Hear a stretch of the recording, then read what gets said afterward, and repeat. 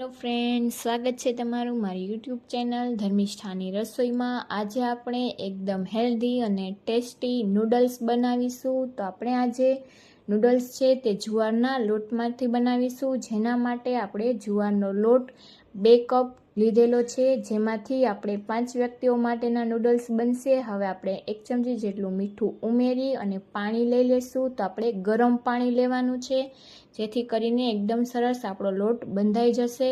તો આ રીતે આપણે થોડું થોડું પાણી ઉમેરતા જશી અને લોટ બાંધી લેશી। તો લોટ આપણે મીડિયમ સોફ્ટ એવો બાંધીશું। તો આ રીતે આપણે થોડું થોડું પાણી ઉમેરતા જશું અને એકદમ સરસ મિક્સ કરતા જશું। જો તમને પાણી વધારે ગરમ લાગે તો તમે ચમચીથી પહેલાં મિક્સ કરી અને ત્યારબાદ આ રીતે થોડું ઠંડુ પાણીથી આપણે બાંધશું તો પણ લોટ છે તે બંધાઈ જશે। તો આ રીતે આપણે પાણી ઉમેરી દઈશું અને લોટ બાંધતા જશું। તો આ રીતે બધું જ મિક્સ કરતા જશી। તો જ્યારે પણ બાળકોને આ રીતે ફાસ્ટ ફૂડ ખાવાની ઈચ્છા થાય કે કોઈ પણ આ રીતે નૂડલ્સ કે મેગી ખાવાની ઈચ્છા થાય, ત્યારે તમે આ રીતે હેલ્ધી નૂડલ્સ ઘરે જ બનાવીને આપી શકો છો। તો આ રીતે આપણે લોટ બાંધીને તૈયાર કરી લીધેલો છે અને તેને આપણે તેલથી એકદમ સરસ મસળી લીધેલો છે।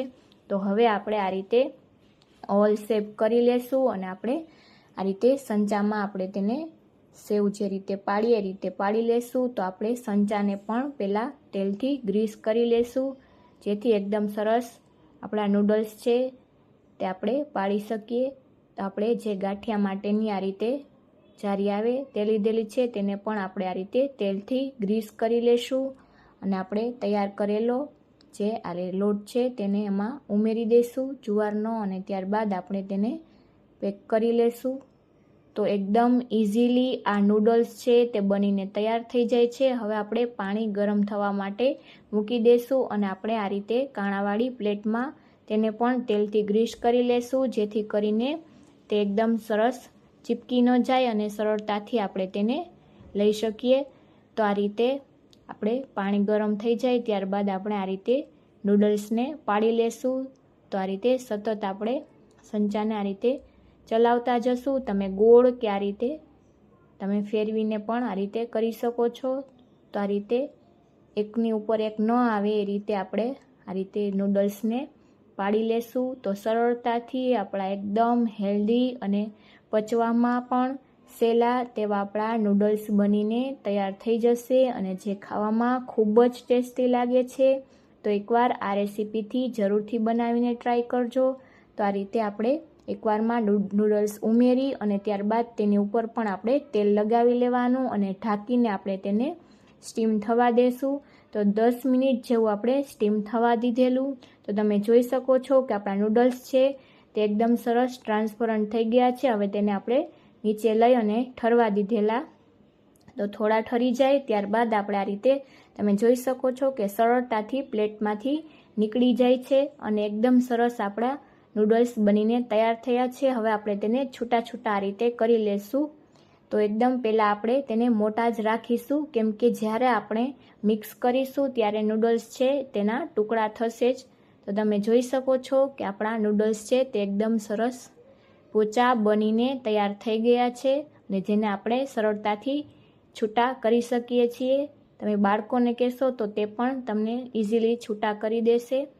તો એકદમ સરસ આપણા નૂડલ્સ થઈ ગયા છે। હવે વઘાર માટે આપણે તેલ મૂકીશું। તો આપણે 3 મોટા પાવરાના માપથી તેલ મૂકી દઈશું અને ત્યારબાદ આપણે 2 ચમચી જેટલું લસણને ઝીણું આપણે સુધારીને લીધેલું છે તેને ઉમેરી દઈશું અને તેને મિક્સ કરી તેલમાં અને સાતળી લેશું। તો આપણે તેની સાથે જ આદુને પણ તેને પણ ઝીણું મેં સુધારીને લીધેલું છે તેને પણ ઉમેરી દઈશું અને તેને પણ આપણે સાતળી લેશું। ત્યારબાદ આપણે તીખું લીલું મરચું લીધેલું છે એક। તો તમે તમારા ટેસ્ટ મુજબ જો વધારે તીખું તમારે પસંદ હોય તો તમે 2 પણ ઉમેરી શકો। 2 નંગ ડુંગળીને મેં આ રીતે લાંબી સ્લાઇસમાં કટ કરેલી છે તેને પણ ઉમેરી દઈશું અને તેને પણ મિક્સ કરી લેશું અને આપણે બધી જ વસ્તુને હાઈ ગેસની ફ્લેમ પર જ સાતળવાની છે। તો આ રીતે તેના લચ્છા છે તો આ રીતે તમે મિક્સ કરશો એટલે છૂટા થતા જશે ડુંગળીના અને આ રીતે તેને પણ આપણે સાતળી અને બીજા શાકભાજી પણ ઉમેરી દઈશું। તો આપણે ગાજર 1 નંગ લીધેલું છે, તેને પણ મેં આ રીતે લાંબી સ્લાઇસમાં કટ કરેલું. ત્યારબાદ કેપ્સિકમ, તેને પણ આ રીતે લાંબી સ્લાઇસમાં કટ કરેલા છે, તેને પણ ઉમેરી દેશું. તો આ બધા જ વેજીટેબલ અને આ જુવારના નૂડલ્સ છે, બધી જ વસ્તુ એકદમ હેલ્ધી બનીને તૈયાર થાય છે. તો તમે આ રીતે તમે બનાવી અને બાળકોને લંચ બોક્સમાં પણ તમે આપી શકો છો. અને તમે જો બહારનું તમારે બાળકોને ન આપવું હોય તો આ રીતે ઘરે જ હેલ્ધી નૂડલ્સ બનાવીને જરૂરથી આપજો. હવે આપણે લાસ્ટમાં કોબીજ ઉમેરી દઈશું અને બધું જ એકદમ સરસ સાતળી લેશું. તો આપણે વધારે પડતું તેને સોફ્ટ નથી થવા દેવાનું, થોડી વાર જ આપણે તેલમાં મિક્સ કરીને સાતળી લેવાનું છે. તો એકદમ સરસ આપણે આ રીતે તેલ સાથે બધા જ શાકભાજી છે તે મિક્સ થઈ ગયા છે. હવે આપણે તેમાં સોસ ઉમેરી દઈશું. તો આપણે તેમાં ટોમેટો કેચઅપ ઉમેરી દઈશું 1.5 ચમચી જેટલો. તો તમારે ફક્ત તમે ટોમેટો કેચઅપ ઉમેરીને પણ નૂડલ્સ બનાવી શકો છો. હવે આપણે તેમાં રેડ ચીલી સોસ 1 ચમચી જેટલો ઉમેરી દઈશું. ત્યારબાદ આપણે તેમાં બીજા સોસ ઉમેરી દઈશું. તો તેમાં આપણે આ બંને સોસને મિક્સ કરી અને ત્યારબાદ આપણે તેમાં સોયા સોસ ઉમેરી દઈશું. તો તે પણ આપણે 1 ચમચી જેટલો ઉમેરી દઈશું. તો તમારે તમારા ટેસ્ટ મુજબ સોસ ઉમેરી શકો. અને તમારે જો સોસ ન ઉમેરવા હોય તો ફક્ત ટોમેટો કેચઅપથી બનાવશો તો પણ એકદમ સરસ નૂડલ્સ બનીને તૈયાર થશે. 1 ચમચી જેટલો આપણે ગ્રીન ચીલી તેને પણ ઉમેરી દઈશું અને બધા જ સોસને આ રીતે ચલાવીને મિક્સ કરી લેશું.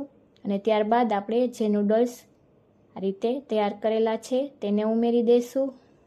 તો એકદમ પોચા આપણા નૂડલ્સ છે તે બનીને તૈયાર થયા છે. તો બધા જ નૂડલ્સ આપણે કરીને લઈ લીધેલા છે અને તેને આ રીતે ઉમેરી દઈશું. અને હવે તમે ગેસની ફ્લેમ બંધ પણ કરી શકો છો અને સ્લો ગેસની ફ્લેમ પર પણ આ રીતે આપણે ફક્ત હવે મિક્સ જ કરવાનો છે.